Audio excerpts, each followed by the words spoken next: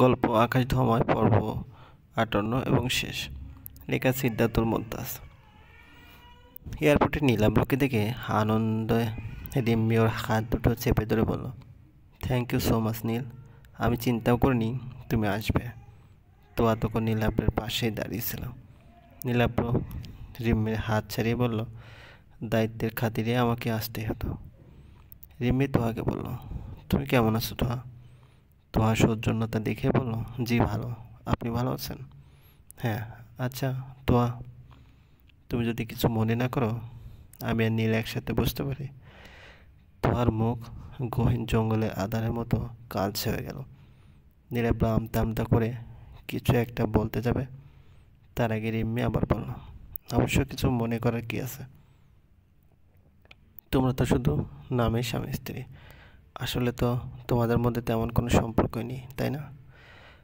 তোয়া বলল, হ্যাঁ তাই তো, আপনারা একসাথে বসুন, আমার কোনো অসুবিধা নেই।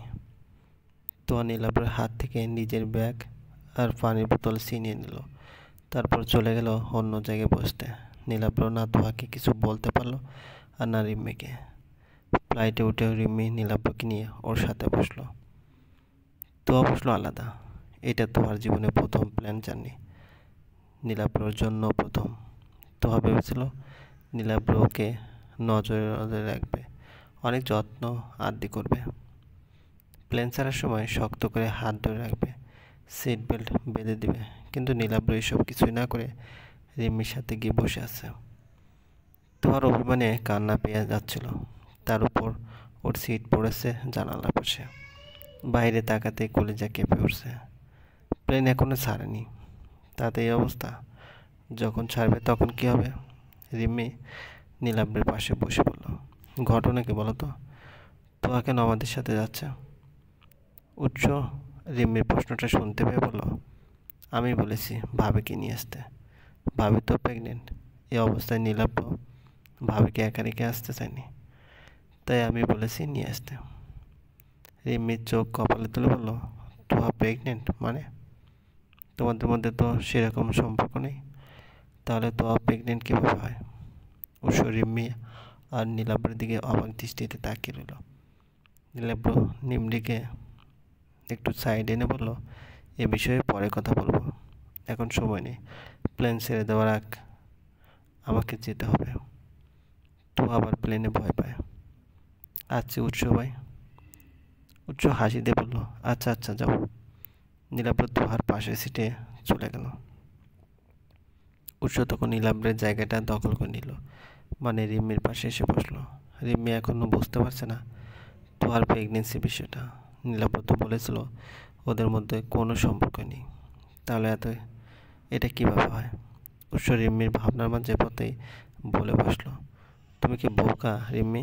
কেউ প্রেগনেন্ট কীভাবে হয় সেটাও তোমাকে বুঝিয়ে বলতে হবে? এমন প্রশ্ন কেউ করে? উৎস হেসে দিল। রিম্মি চুপ করে এলো, তার মন মেজাজ দুটোই খারাপ হয়ে যাচ্ছে। নীলাব্র তোহার পাশে বসে কানে ধরে মিনতি ঈশ্বরে বলল, সরি। তোহার সামনে ইশারা করে বলল, ওই মেয়েটা বুঝি সীমা? নীলাব্র তাকিয়ে বলল, হ্যাঁ এটাই সীমা। দারুণ তো দেখতে, এত সুন্দর মেয়ে তোমার দ্বারা পটলো কীভাবে? যেমন করে তুমি পটেছ। আমি পটেছি মানে? আমি আবার পটালাম কবে? পটিনি। তাহলে সংশয় করছো কেন? তো হতাশ গলায় বলল, কী আর করবো, ভাগ্যকে মেনে নিয়েছি। আচ্ছা তাই? নীলাব্র তোহার কোমর জড়িয়ে ধরে গালে চুমু দিল। তোয়া ধমক দিয়ে বলল, ছি, পাবলিক প্লেস এসব কি? আরে এগুলোই তো মেমোরিজ, নাহলে ফার্স্ট প্ল্যান জার্নিটা মনে থাকবে কীভাবে? সীমা পিছন তাকাতেই তোয়া নীলাব্রকে দেখতে পেল। সে জানে নীলাব্রের বিয়ের খবর, তোয়া যে প্রেগনেন্ট এটাও জানে। তাকে হয়তো ভূতে ধরেছিল, তাই সে এ জায়গায় এসে বসেছে। এখন সারাটা পথ নীলাব্র ওকে জ্বালিয়ে মারবে। আটলান্টা শহরে যখন ওরা পৌঁছালো তখন আমেরিকান সময় অনুযায়ী বেলা 12টা। সবাই সরাসরি অ্যাপল অর্চার্ড বাগানে ঢুকে পড়ে। সেখানে ছোটোখাটো একটা শ্যুট নিয়ে সবাই চলে যাবে রেস্টিং হাউসে। জায়গাটা প্রচণ্ড গরম, মাত্র 2 ঘন্টার শ্যুটিং, এই সবাই ক্লান্ত। এই জায়গায় সচরাচর মানুষ আপেল সংগ্রহ করতে আসে। তোর আপেল খুব পছন্দ, নীলাব্র শ্যুটের ফাঁকে ফাঁকে তোয়ার জন্য কিছু আপেল পেড়ে নিল, তারপর সেগুলো লুকিয়ে রাখলো। হোটেলে গিয়ে তোয়াকে সারপ্রাইজ দেবে। গরমে সবার অবস্থা কাহিল। যে হোটেল বুক করা হয়েছে তা এখান থেকে প্রায় 250 কিলোমিটার দূরে। এত দূর যাওয়ার এনার্জি কারো শরীরে অবশিষ্ট নেই। ক্যামেরাম্যান ফাহমিদুল রায়াত তখন একটা প্রস্তাব দিল। তার এক বাঙালি বন্ধুর নতুন বিয়ে হয়েছে। সে এখান থেকে 2 কিলোমিটার দূরে একটা অ্যাপার্টমেন্টে থাকে। যদি সবাই রাজি থাকে তাহলে তার সাথে কথা বলে সবাইকে নিয়ে তার বাসায় যাওয়া যেতে পারে। রায়াতের প্রস্তাব সবার পছন্দ হলো। রায়াত তার বন্ধুকে ফোন করলো এবং সবাইকে নিয়ে যাওয়ার ব্যবস্থা করলো।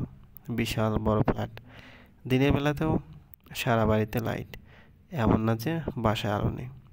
সব রুমে পর্যাপ্ত আলো বিদ্যমান, তবু লাইট জ্বালিয়ে রাখা হয়েছে। একটা সুন্দরী মেয়ে এসে সবাইকে ওয়েলকাম করলো, ড্রয়িং রুমে বসতে দিল। একটু পরে আগমন ঘটলো রায়াতের সেই বন্ধু। তোয়া ছোটোখাটো একটা ধাক্কা খেলো। ক্যামেরাম্যান রায়াতের বন্ধু আমিরকেই কেন হতে হলো? অন্য কোনো মানুষ কি দুনিয়াতে ছিল না?